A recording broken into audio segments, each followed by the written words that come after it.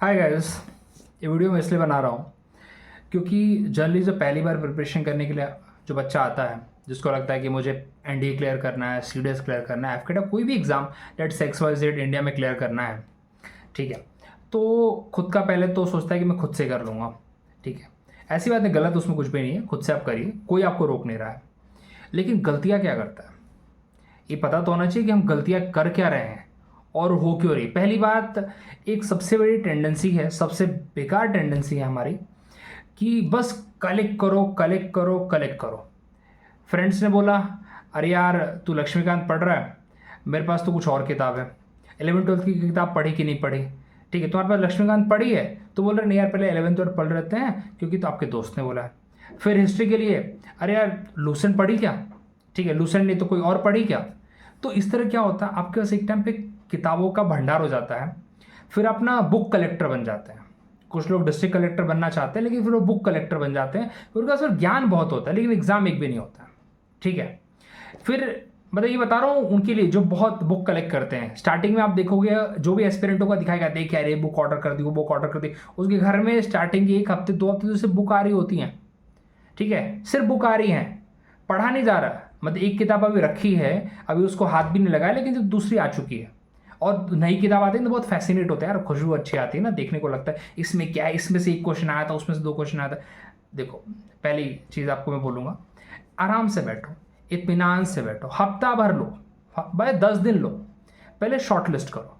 लगे तो जो टॉपर्स होते हैं या फिर जो भी एक्सपीरियंस है उनसे बात कर लो, लगे तो यूट्यूब पे अच्छे वीडियोस देख लो और पता कर लो कि कौन सी किताबें हैं। ऑलरेडी मेरे भी बहुत अपलोडेड है कि कौन सी किताब पढ़ें, क्या होना चाहिए, वो आप करिए। लेकिन एक बार आपने बुक डिसाइड कर ली, फिर ये मत करो कि देखो यार एक खत्म ही ना हो, पहले कम से कम एक किताब 3 बार तो पढ़ लो, एक किताब 3 बार पढ़ लो मिनिमम। पहली बार पढ़ोगे क्या पता थोड़ा कम समझे, हाईलाइट 10 चीज़ें हाईलाइट कर लोगे, फिर दूसरी बार पढ़ोगे नहीं नहीं यार ये काम की नहीं है, और तीसरी बार फिर क्या करोगे, और उसमें से शॉर्ट नोट बनाना चालू करोगे, क्या पता उसके ऊपर स्टिकर लगाना चाहो तो ये चालू कर दो आप। 3 बार पढ़ोगे तो आपको पूरे बुक की अंडरस्टैंडिंग आ जाएगी, फिर आप पेज पलट के बता सकते हो। आपको अगर मैं अपनी एक लक्ष्मीकांत की बुक दिखाऊं जो मैंने 2017 में ऑर्डर कर रखी थी, उस टाइम पे 5th एडिशन था उसका, आज अगर वो किताब खोलोगे तो किताब से ज़्यादा वो कचरा लगेगी। लेकिन मुझे पता है कि कचरा मैंने क्यों किया है, कहाँ किया है, किस लिए किया है। मैं कभी कभी अपने स्टूडेंट जब आते हैं और उनको बुक देता हूँ तो बोलता हूँ कि देख तेरी नई किताब को मुझे मेरे को 1 रुपये का फ़र्क नहीं पड़ेगा, लेकिन मेरी जो पुरानी किताब है ना वो एज इट इज़ मेरे पास आनी चाहिए, क्योंकि मुझे पता है मैंने कहाँ उसको बोल्ड किया है, कहाँ पे उसको हाईलाइट किया है, क्यों किया है, कितना किया है, किस लिए किया है, वो सिर्फ मुझे पता है, ठीक है। उससे अगर नोट्स बने हैं तो मेरे नोट्स कहाँ हैं वो मुझे पता है, ठीक है। उसका रेफरेंस मैंने लिखा है तो इस चैप्टर से उतना ही पढ़ना है, इसके आगे एक्स्ट्रा लाइन नहीं पढ़नी, वो मुझे पता है। तो ये आपको कब, जब 10 बार उस किताब को पढ़ लोगे आप, ठीक है। 10 बार तो बहुत ज़्यादा बोल दिया मैंने, 3 से 4 बार उस किताब को पढ़िए। क्यों आप एक्स्ट्रा खरीद रहे हैं। आप कभी कभी देखो स्टार्टिंग में क्या होता है, एक बुक से किसी ने बता दिया अरे देखो इस किताब से 1 क्वेश्चन आया था, तुम उस 1 क्वेश्चन के लिए पूरा किताब पढ़ोगे क्या। आपको लगता है that is a like cost benefit ratio उसका इतना अच्छा आपको मिल रहा है। आज 1 क्वेश्चन है, क्या पता अगले दिन एक भी क्वेश्चन ना है। तो इसीलिए जैसे आपको फॉर एग्जाम्पल मैं हिस्ट्री का देता हूँ, बिकॉज हिस्ट्री बहुत फैसिनेटिंग है अपने आप में, हिस्ट्री बहुत फैसिनेटिंग है, मुझे तो बहुत फैसिनेट करती है हिस्ट्री, पढ़ने में बहुत मज़ा आता है, ठीक है। बोर मुझे बिल्कुल नहीं होता, मैं इतना उस पर घुस जाता हूँ कि भाई क्या ही बताऊँ मैं। लेकिन मैं उससे चक्कर में आपको बताता हूँ मैंने शुरुआत में पहले अटेम्प्ट के लिए क्या क्या गलती की, बाद में फिर नहीं हुआ वो सब, लेकिन पहले अटेम्प्ट के लिए गलतियाँ क्या हुई बताता हूँ आपको मैं।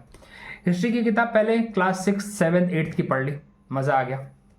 फिर मैंने बिपिन चंद्रा की एक मॉडर्न हिस्ट्री की किताब आती वो पढ़ ली, आज मुझे नहीं पता वो किताब है कहाँ पे, ठीक है, पढ़ ली मैंने।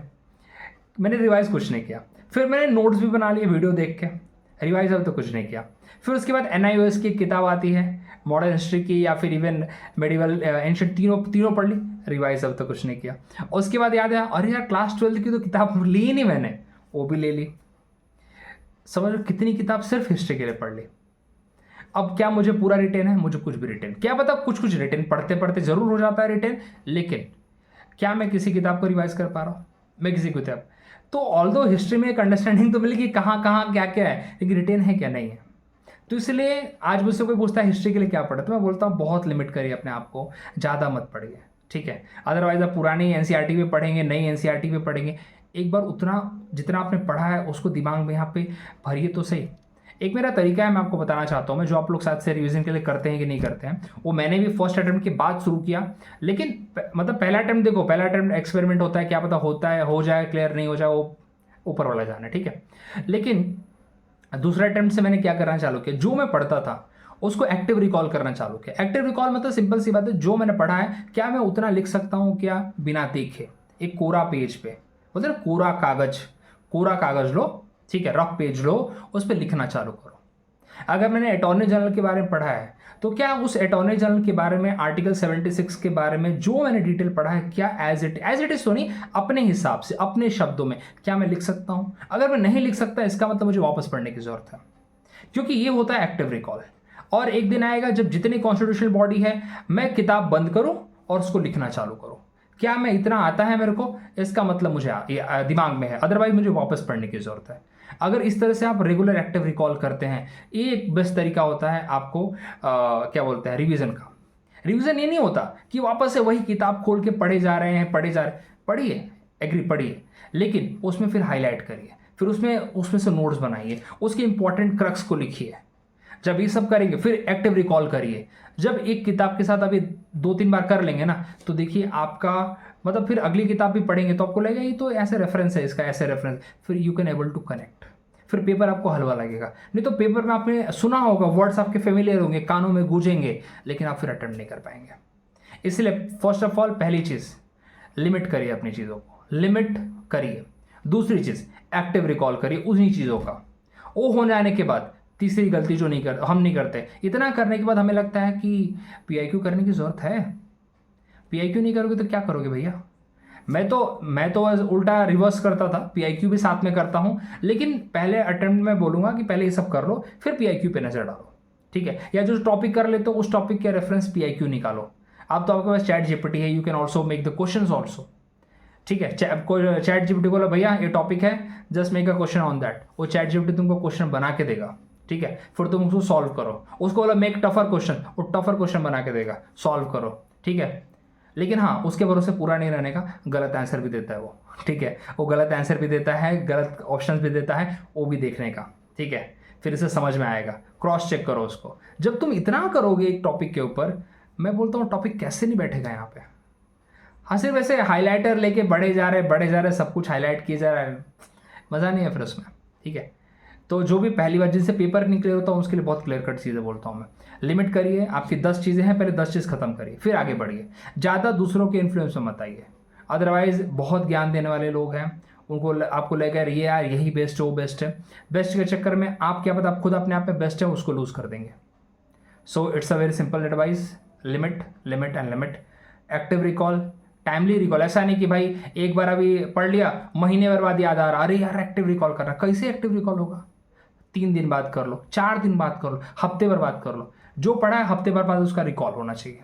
नहीं तो फिर पढ़ने का क्या मतलब, एक्स्ट्रा ऐड करने का दिमाग को क्या मतलब, जब पुराना याद ही नहीं है तो, ठीक है। फिर एक बार हफ्ते भर बात कर लिया, फिर आता है एक बार 15 दिन बाद कर लो, फिर देख भी लो, एक बार देख भी लो, अच्छा ये पढ़ा था, फिर लिखना चालू करो, ठीक है। टाइम कंज्यूमिंग है, लेकिन इस तरह से आपकी मेमोरी कितनी शार्प होगी, आपके दिमाग में कितनी चीज़ें रिटेन रहेंगी, एग्जाम में आपको डाउट नहीं आएंगे, तो फिर आप ये बहुत क्लियर कट आपके लिए हो जाएगा कि यार श्योर शॉट, आपको खुद श्योरिटी, कॉन्फिडेंट हो जाओगे आप।